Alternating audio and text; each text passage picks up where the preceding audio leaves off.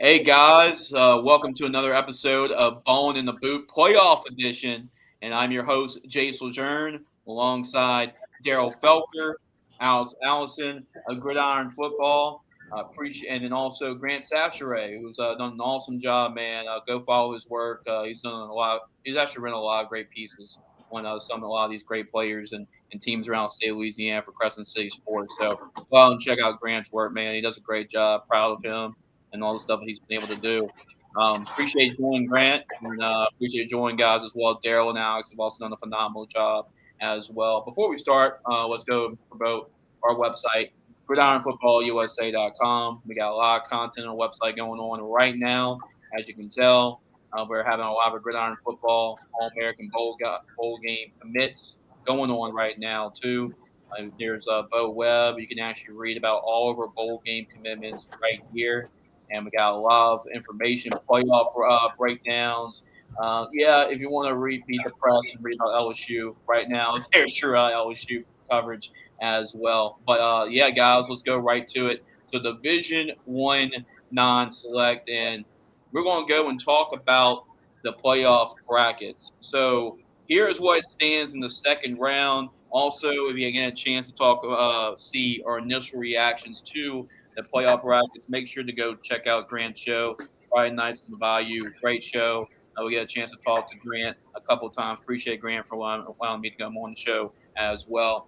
But we're going to break down our brackets a little bit more in detail here on Ball on the Boot. Here, this is the first round scores and how they come about, and here are your second round matchups. As you see, number one Neville had a bye as a number one overall seed.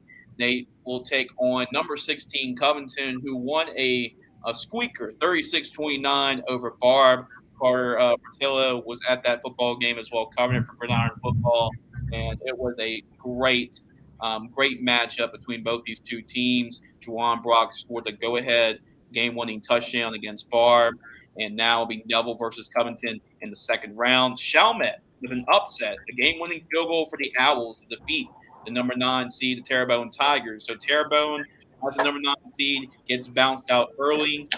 So Chalmette will take on another team in the River Parishes in that district in Hanville, the Hanville Tigers. Let's see if they can get two in a row as they'll take on Hanville. Calvin Smith has 40 touchdowns, over 230 yards rushing.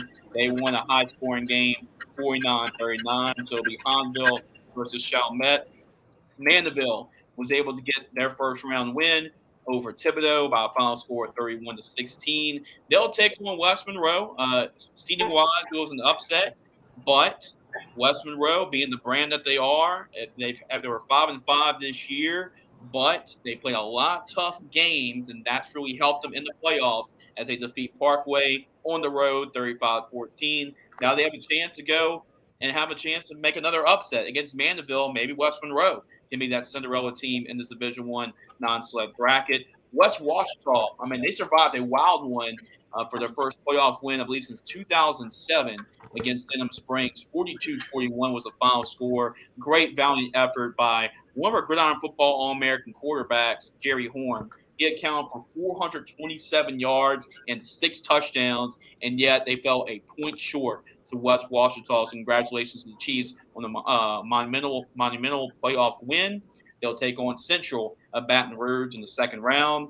Going to the bottom side of the bracket, we have Ruston having a bye, a rematch of last year's state championship game. Get your popcorn ready for this one, folks. As number 3 Ruston will take on number 14 Zachary, two of the biggest program brand names in Louisiana. Zachary was able to get a 54-35 win over Houston. Vecchio Ruffin, 6 touchdowns, 317 yards rushing against a really good Sam Houston football team. How about Walker? And also Walker was able to defeat Dutchtown twice this year. The only 2 losses from Dutchtown this year came to Walker. As Walker beat a good team twice, and Walker advances in the next round as number 22 seed with a 41-27 win over Dutchtown. And then we have number 6 Southside. How about that? First playoff win for Jess Curtis leading the Southside Sharks. They get a 42-10 win over Live Oak as they'll take on Walker in the next round. Northwood Shreveport gets a 54-27 win over Salmon. They'll take on Desherhan. Daryl and Grant, they were both at this football game, so we get a chance for them to break down that matchup with a 30-12 win over Washita Parish. And then also Alex. So Alex was at this game as well. Westgate able to get a 28-20 win over Sandball. So we have Northwood playing Desherhan, and we have Westgate playing Airline in the second round. So those are your playoff round number one scores, and those are your second round playoff matchups. Grant, I'm allowed you to take the floor first. What are your thoughts on the first round overall? And I guess some of these second round matchups for you, what games stick out the most to you in the second round? Well, first, starting off, thanks for having me on, Jace. Once again, and so for the first round, I think the one match that kind of stood out to me the most really was, well, there's two actually. I think Chalmette beating Terrebonne, because I knew that was kind of a trap game for Terrebonne because there was really not much separation between those two programs. I know Chalmette is the 24 seed, but they didn't really play the strongest of schedules. But yet Terrebonne, it really Terrebonne's got some talented players, but to me, there were just like a complete team of talented players. So like it really, the both teams had good players. They're about the same. Maybe Terrebonne had, of course, had Alvin Celestin. I mean, that's probably the one marquee guy they have on their Yeah. team. But other than that, most of the guys, they both had talented players on both sides. So it really didn't surprise me that Chalmette beat Terrebonne. However, it does stand out because it showed that Chalmette is able to compete with a team like Terrebonne. And next week they'll play against Hanville, which will be another interesting matchup. Another matchup that stuck out to me was, of course, was Walker defeated Dutchtown once again. It's hard to beat a really good team twice, and that's what Walker did. Walker handed. No, it's interesting that Walker handed both of Dutchtown's two only defeats of the year. So that just shows you how impressive of a job that how impressive Walker has been. Really, just I know they've been up and down all year, but when they play against teams like Dutchtown, they usually tend to play up to that level. But I think but for the second round, I think the two most intriguing matchups really are Mandeville and West Monroe. I think West Monroe could give Mandeville some problems, especially up front. I know West Monroe is kind of a younger team, and they finished the regular season with a 500 record. And they're in one of the toughest districts in Louisiana. And so when you play against some of the best teams in the state, and he really had a tough schedule in general. I mean, their five losses are against Pulaski Academy, who's the number one team in Arkansas. Then your other losses against Catholic, and then your three other losses were against Alexandria, Nash, Ash, and Neville. Like those are, I wouldn't say those. You shouldn't take more victories in those losses, but those are five really good teams Yeah. that they lost to. And I think because of West Monroe's tough schedule and the fact that they played teams just as good as Mandeville or even better than Mandeville, I think West Monroe can really come in here and shock some people. I know that's kind of weird to say because West Monroe, if you know anything about their program, but that game's going to definitely be on an upset alert for sure. And then I'll say Walker and Southside. That's another one you should watch out for. That's upset written all over it. Like I said, Walker tends to play up to the level, and Southside as good as they've been. I mean, it's kind of an evenly matchup. I mean, despite the seeding differential, it's a pretty even matchup. And then Westgate Airline. I mean, that's going to be definitely going to be upset alert. I'm not sure what the health of Westgate is right now. That's something they got to check in with a good friend, Mike Coppage. But if Westgate is mostly healthy, I think they have a real good shot of upsetting Airline second round. I don't know if they can do it, just because I'm not sure what their health is like. But if they're pretty healthy, I think they have a great shot of beating Airline. Yeah, Grant, that's a good point because there's a lot of teams on this bracket. Just disregard the seeds.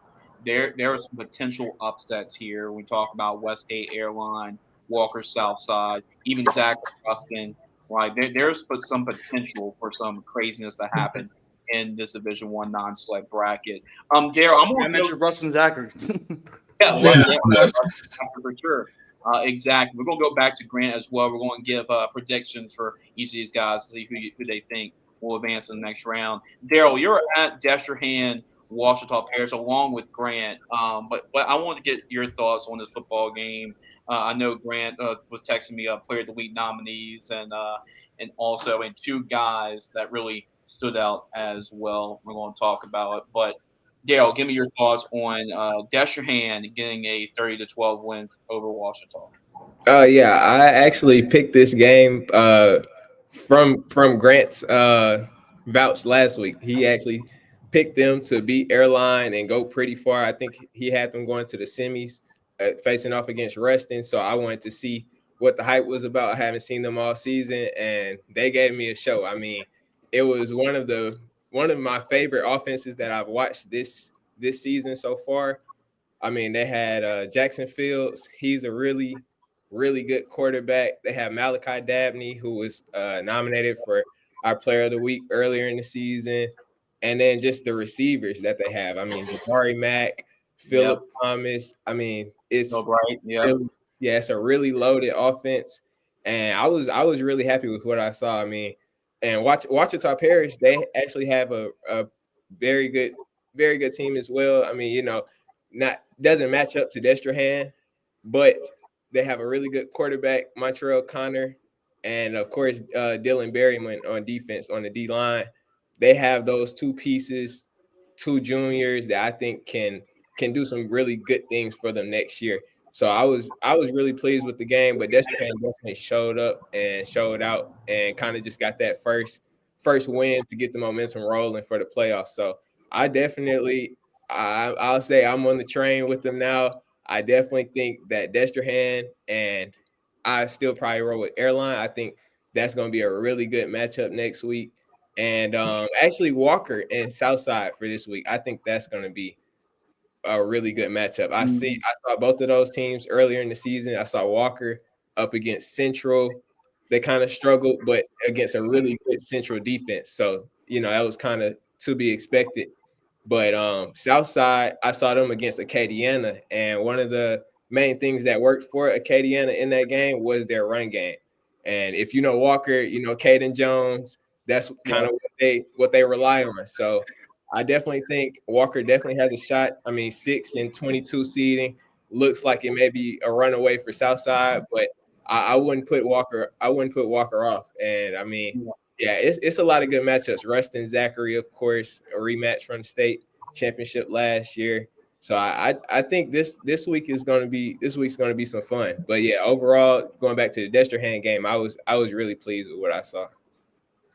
Yeah, absolutely, Daryl. And then we talk about, I mean, when I retweeted your posts, like I said, Deschan's getting high at the right time, and they are dangerous. So they're getting, like Grant said before, plenty of times on the show, they're getting healthier. They're getting all their players back at the right time. They're playing really good football. Some young guys, like Malachi Daddy, like you mentioned, have stepped up in some big time roles. So they're going to be dangerous. Alex, I want to get to you because one of those potential upsets Grant was talking about was Westgate and Airline. And Alex, you're actually there in person to see Westgate take on San Mall. And, these are two scrappy teams, San Mall being a scrappy Mhm. team at the pit. That's a tough place to play, tough environment to play at. Westgate was able to go on the road. And really, Westgate's not really intimidated by anybody, regardless of No. seeing. I've seen them play to win a state championship beat Endicott and Warren Neeson to do it, and they're both really rolling.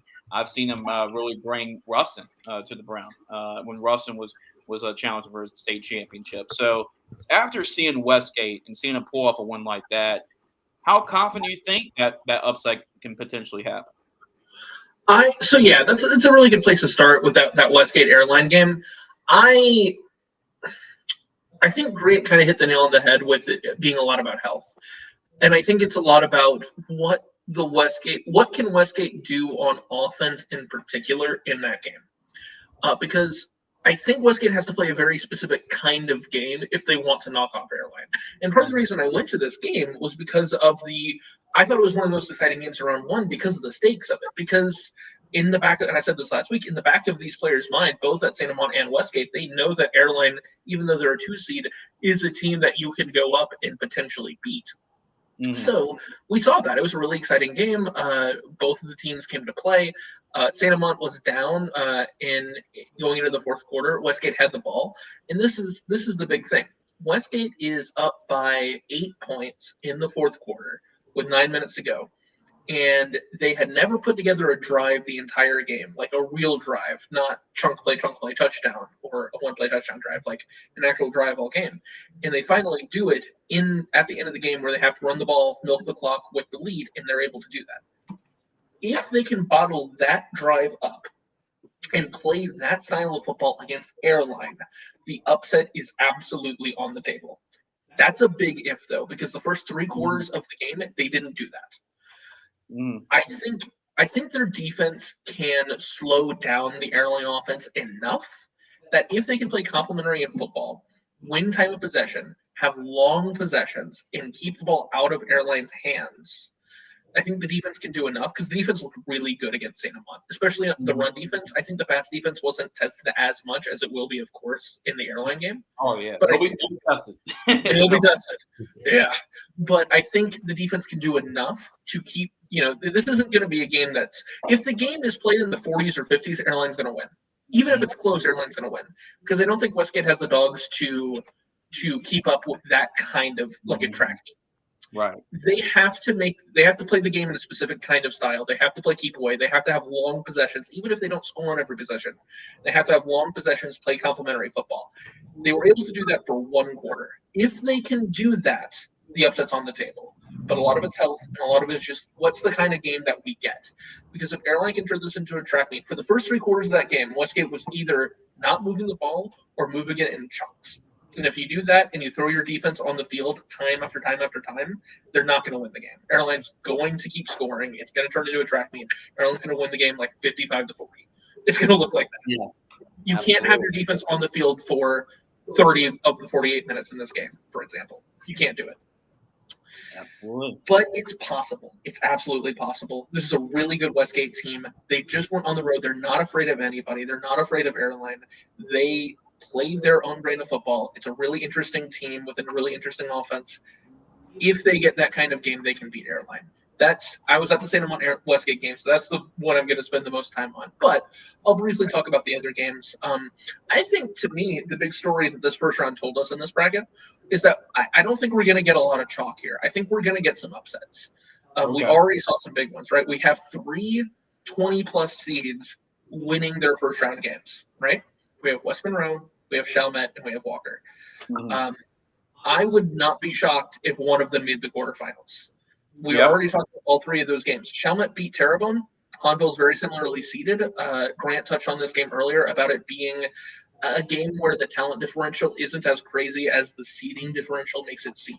That Chalmette's a team with a lot of pride, a program with a lot of pride, and they're going to go to Hanville. They know they can win on the road. They're going to go on the road again, and they're going to see if they can do it again. I think it's possible. West Monroe is a team we talked about with Mandeville. I think another aspect of this is the loss of Nate Shepard, making it even more of a discussion. Can they go do it again? And then finally Walker beating Dutchtown again. And we talked about Southside. There is a corollary to talking about teams in certain ways. When we talk about the winner of the Russ and Zachary game, which obviously, we're kind of not talking about it very much. It's obviously the game of the week. It's the biggest game in the state because it's Russ and Zachary. The winner of that game will be the favorite to go to the state championship game, maybe even the favorite to win the state championship at that point. It's a huge game. But part of the corollary of talking about a team like that is that you don't have as much of an expectation for a team like Southside, who is theoretically the favorite to meet Ruston or Zachary in the quarterfinals, to beat them or to be much of a challenge. Which means that team's not that scary. Walker's not going to be afraid of them. Yeah. So if Walker can go in and win that game, I'm not going to borrow trouble talking about the quarterfinals. Whoever wins the rest of the Zachary game, that would be a tough task. But just for this week, beating Southside, absolutely on the table. They just beat Touchdown. They're not going to be afraid of them. So I would not be shocked at all if at least one of these 20-plus seeds, found themselves in the quarterfinals. That's the big thing for me going into this week for this bracket. Yeah, and that's a great transition because, guys, let's make some picks real quick, and we'll run them through it pretty quickly. Neville, as the number 1 seed, will take on number 16, Covington. I have Neville coming out of that one. Does anybody disagree with that? No. Okay, so we have Neville moving on to the quarters. Chalmette and Hanville facing off each other. I'm still leaning with Hanville here, even though Shalman I'm got Honville. you have Hanville. Okay, so Honville. Honville. okay, Hanville. Yep. So I'm leaning with Hanville here. What about y'all guys as well, Alex and Daryl? Daryl, do you want to go first, or Yeah, I'm gonna roll with Hineville as well. Yeah, I'll take Hunville to win the game, but I mean, I just laid out the case where it's certainly possible we can see an upset. So yeah. Will the upset happen with West Monroe over Mandeville, or will Mandeville move on and march to the next round? You know what? I said that Mandeville was going to move to the quarterfinals. I said that on the bracket, for Yeah. points wise, but my gut feeling is like I think mhm. West Monroe might Right. upset Mandeville. I I'm, just I'm think that I mean I know and Mandeville really hasn't skipped a beat. Has really Mhm. hasn't skipped a beat, especially with Isaiah Bayham in the backfield. But West Monroe, I mean, they're kind of one of those, like, for example, they're one of those teams where they're 5-5, but I mean their district's Yeah, so tough. If yeah, they were in any other district in yeah, 5A, I think they would be a 7-8 win team. yeah. Just and really they just had a really tough schedule. I mean, just in general. So I mean, I think Westboro has probably the highest shot of upsetting. In terms of upsets, this is where it's at. But I think Mandeville squeaks by. I think they just do enough to win this game. I think Mandeville will go on to the next round. But Bef- Westboro, this is the scariest game on the yeah. bracket for sure. I mhm. agree. Before the bracket, I was feeling pretty good. Mandeville making at least the quarterfinals, even with Nate Shepard out. But with the way West Monroe won that football game and the confidence Yeah. building, I'm liking this West Monroe team. And Mandeville struggled a little bit against Thibodeau. I mean, that was a 2 touchdown game at home. So I'm liking West Monroe how they're playing right here. So I'm gonna call the upset here. I got West Monroe being man. Yeah. I'll probably roll with West Monroe as well. Just go for the upset. I mean, like we talked about when we broke down the brackets at first. Who you play in the regular season, it does matter when it comes to the playoffs because you've been in those big games. You played those tough opponents, so you kind of know how to fight through it and scrape out a win. So I'm gonna roll with West Monroe. Might regret it next week, but I'll roll with them for I thought I was going to be the bold one going into this, being like, okay, this is the one I'm actually going to take the team to make the upset. All this. Now it's going to be 3-1 against Grant. What are we doing? Anyway, on a serious note, though, yeah, I mean, look, we're saying this. This is one of those like rat poison graphics where yes, I will take West Monroe to win the game. Actually, take them to do the upset. Where they pull up. What do you mean? Three of the 4 people took West Monroe to beat Mandeville. It's by the slimmest of margins. I mean, I don't feel confident about the pick at all. Awesome. But if I said it, I think one of the 20 seeds will win this week. I will take West Monroe to beat Mandeville. It's again, don't feel good about it, but I will go ahead and do it. This isn't with a lot of confidence though. Yep. West Washita, they squeaked by Denham Springs, and you can make the case that Denham Springs should have won that game. And they go on the road and beat Central after Central comes on the bye. Central, yeah. Central, Yep. Central. Yep. Yeah. Central's my I think runner up, so I'm going with Central, obviously. I think Denham Springs had the better ability to give Central a game if you got their best game than Washita does, than West Washita does. So I feel more comfortable with this Central. I would have taken Central to win the game anyway, but I feel much more confident about it with it working out the way it did. I would have had the same confidence if Denham Springs winning this game because Central beat the crap out of Denham Springs early in They the did. season. That's when Denham Springs was actually playing some really good football. So, I That's mean, fair. Central's a really good team. This is what me and Jace both said before the year. This is a team that was definitely a dome team. It's a matter of could they get out of the semi. They're definitely a semifinal team, and they're possibly a dome team. So, I got Central. Now, I don't see Central losing another game to the semifinals. I'm being Yeah. dead serious. Yeah. They're playing some really good football right now. Outside of that, Glossic Catholic. I mean, other than that, Right. they've been I won't say flawless, but they've been playing some great football all year. Yep, and they shut out a really good Cecilia offense, and a lot of people, that was one of their most impressive performances earlier this year. So this Central team, I had them going to the state championship game. I like their veteran quarterback Jackson Furman. I like their defense, like good quarterback play. Defense is strong in this playoff. They even want to make a deep run. So I'm going with Central. The biggest headlining matchup here in terms of the second round of these playoffs in Division One non-select is Ruston and Zachary, considering the history between both these programs and that these two programs met last year in the state championship game. Will Ruston continue their march for a repeat for a state championship, or will Zachary get revenge after losing last year in the Superdome?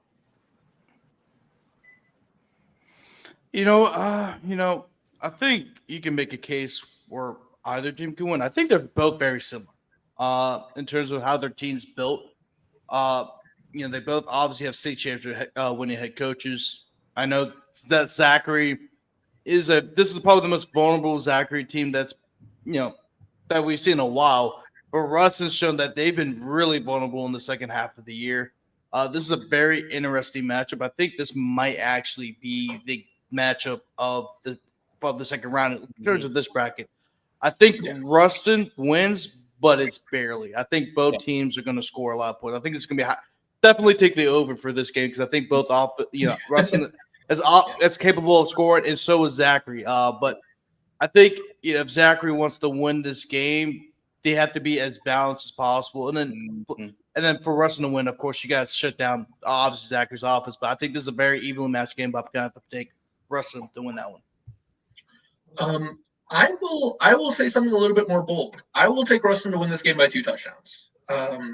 I think, and this isn't like I don't think they're going to blow Zachary out of the water or anything, but I think they'll win. I think they'll win a little comfortably too. I did get a chance to watch both of these games, both of these teams. I think Zachary's a really good football team. Ruston's the team that gave Ash the best game all season, and I think it means a lot from my perspective. They lost to Neville, but they went on the road. They went to Ash. There were times in that game where I thought Ruston was going to run away with the game against Ash. So this is a really good Ruston team, and I think I wouldn't be shocked. I agree. I think this game will be very high scoring. I wouldn't be shocked if we got a score that looked something like 55-40, something along those lines, like a 2 touchdown win. But it sort of like the Zachary Catholic game, right? Where Zachary put up 55 points and lost by 20 or lost by 18 or whatever, Mhm. where we get a game like that. That is my expectation for what this game will look like. Zachary's not going to get blown out of the water, but I think Ruston will win, and I think it'll be somewhat comfortable. Yeah, like you guys said, I mean, I definitely think this is the game of the week for this bracket at least. And I mean, you can really pick either team and roll with them and not, not be frowned upon. So I think I'm gonna roll with Ruston just because like Alex said, I haven't seen them personally. I've seen Zachary early in the season against Plaquemine. They looked like a good team, but I think Ruston, I don't know. I just have the feeling that they'll be able to step up and pull it out. But I definitely think it's going to be a high scoring game, and whichever team forces that one or two turnovers or just gets those one or two stops, I think that's the team that's going to come out with the win. Yeah, I'm gonna go with Ruston here. Ruston was my pick to actually win the state championship and repeat. I think they have the best roster in terms of just best overall team. I know they've lost to Neville and Ash this year, but I think their bigger picture is to win the state championship and repeat. I mean, they got the pieces as well, and Ruston's been able to do this before. When both these two teams played a couple years back as well. Ruston had to beat Zachary 2 years ago, even go to the state championship as well. So Ruston's had success against Zachary. And if there's one thing that Ruston's going to expose and just seeing it in person, that Ruston's going to run right at Zachary. They got a really good backfield with their quarterback and the running back. They both can run the football, and they're going to run right at Zachary. So now Zachary's going to put up some points as well. It should be a high-scoring game, but I like Ruston's offense here. It's at Ruston. I know Zachary hasn't been eliminated before the quarterfinals on the David Brewerton, but I think it happens here. It's still a really good Zachary team, but not the most talented Brewerton Coach Brewerton has had. So I'm gonna roll with Ruston here. That was my championship pick, so I got them moving on to the next round. Is this another potential 22 seed, 20 seed that has a Mm-hmm. chance to win and move to the next round with Walker? They defeated Dutchtown. Dutchtown's only two losses this year were against Dutchtown. Now they got Southside coming in. The game will be played at Como High School. The Sharks are rolling in with Jess Curtis. Will Walker continue that Cinderella run with Coach Mahaffey, or will Jess Curtis and the Southside Sharks move in advance to the quarterfinals? Walker would make it interesting, but I got Southside winning that game. Yeah. All right. Daryl, who you have here? As Grant said, I definitely think Walker has a really good chance to be in the game. As I said, I think if their run game gets to working, they even have a possibility of winning the game. But yeah, it's tough to go against Southside. But I'll roll with Walker first. I'll roll with Walker. Okay, so Daryl's going with the upset. Walker advanced to the quarters. Alex, who do you have here? Oh man, I thought it was going to be special this time. Yeah, I was the one that said one of the 20 plus seeds will win. I'll go ahead and take a second one. I'll go ahead and take Walker. Again, not with a level of confidence or anything, but yeah, I'll go ahead and take Walker. Okay, so my pick here. I like Southside, even though Walker is a 22nd seed. I like Southside to win this football game with Jess Curtis. He's been known. I mean, to have these type of runs at Manning going to state championships, he's used to it. They can run the football. Ramon Singleton, their running offense is tough to defend. They got a really strong defense as well. So I'm gonna roll with the Sharks to advance to the quarterfinals. Now, number 7 Northwood Shreveport will host number 10 Destrehan. They're the higher seed, but I know Destrehan right now is a trendy pick to win the state championship. Who will win this matchup? I'm rolling with Destrehan. Destrehan. Alex? I don't know enough about Northwood Shreveport. I'll trust the guys that just watched Destrehan play. I'll take Destrehan. No, it's Destrehan's winning. Like, what you say? What was Northwood? What? The Falcons? Shreveport. Grant, you told us about those Shreveport teams. I'm just letting you guys know. Yeah, that's why. I mean, they're supposed to find out. I mean, but I'm just letting you know. Like, I'm not. It's nothing against Shreveport teams. It's just like, come playoff time, it's kind of a rule where like you don't really trust the Shreveport teams unless like you've seen them play.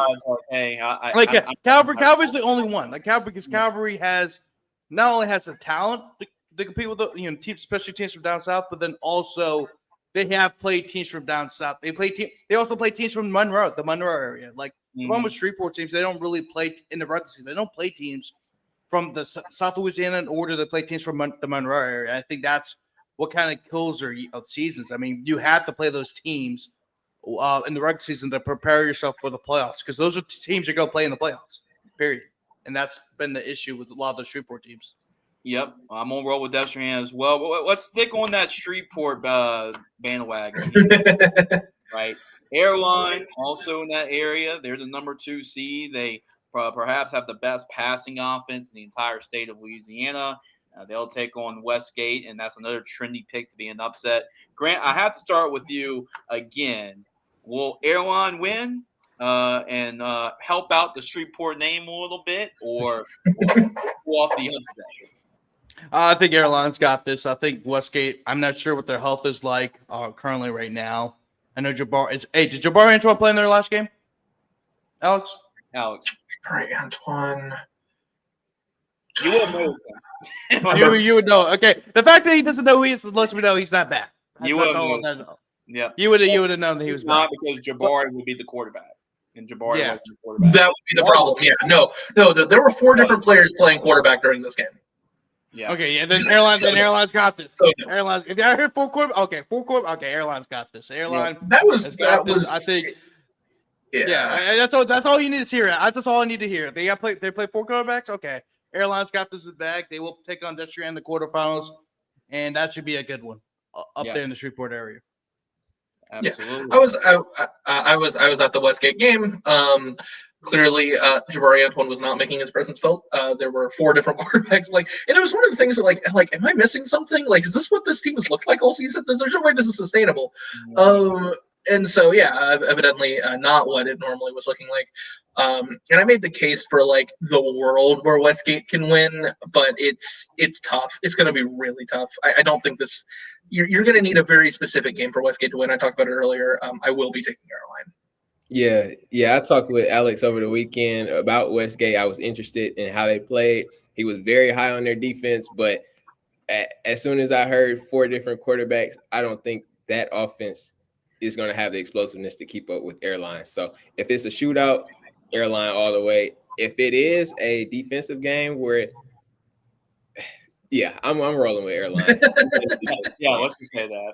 Yeah, But I don't think it's going to be a defensive game. Like yeah, this Westgate's defense is athletic. I don't think Airlines played a lot of defenses as athletic as Westgate, but they got some athletic weapons at wide receiver too. yeah. So like they can compete with that. So I'm gonna go with Airline and for them to advance and get enough of their offense, especially when they get in the 40s and 50s.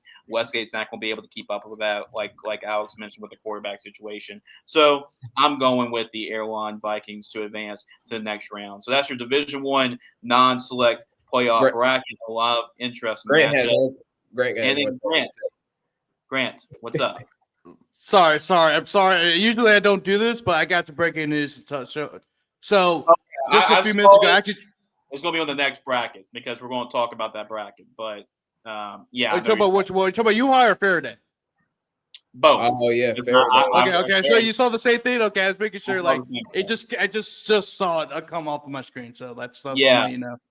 yeah, it will be addressed when we go over that bracket because it is breaking news. And that is a great Ooh. tease, Grant, because you can go and watch those bracket reveals to find out what that breaking news is. So that's a great segue into it. But guys, make sure you go to gridironfootballusa.com. We got a lot of great stuff on the website: high school football, college football, NFL, and we got a Gridiron Football All-American Bowl Game commitment announcements. Remember that game is on Monday, December 30th. Make sure to check out our other Ball in the Boot bracket breakdowns as well. For Daryl, for Alex, for Grant, I'm Chase, and we'll see you next time on another Ball in the Boot playoff breakdown.